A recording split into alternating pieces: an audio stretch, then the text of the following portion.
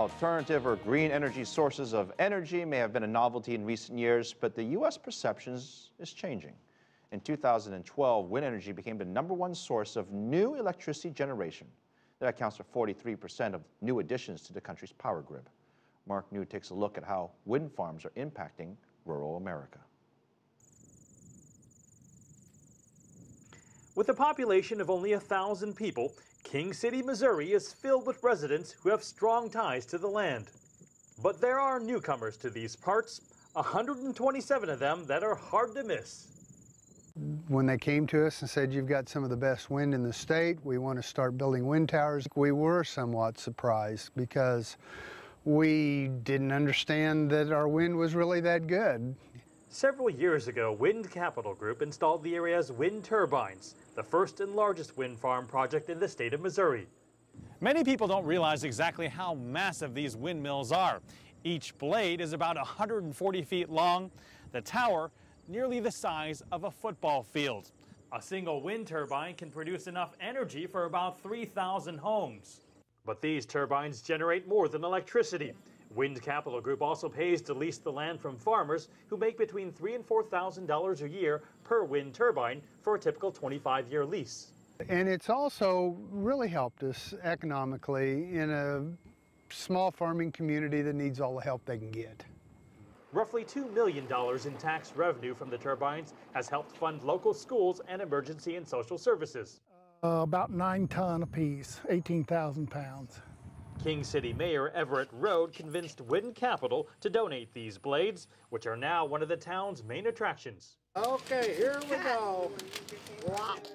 Through tax credits and private donations, the city built this $500,000 educational and visitor center.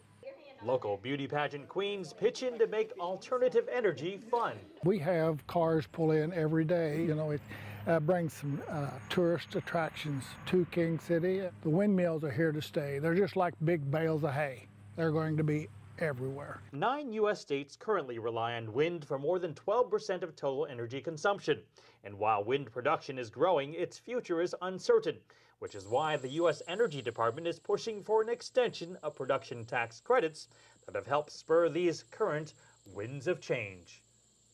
Mark New, CCTV, King City, Missouri. For more, Mike Bergey joins us from Norman, Oklahoma. He's the president of Bergey Wind Power. Mike, welcome to the show. You know, we started off with the story that the U.S. had all this extra wind installations in the last couple of years, but lately it's been kind of quiet. What's going on? Well, it's really a sort of a natural consequence of the sprint to get all of those projects installed by the end of last year, which caused the industry to really be focused more on project completion than on new project planning. But more importantly, it was the failure of the Congress to extend those production tax credits until the very end of the year.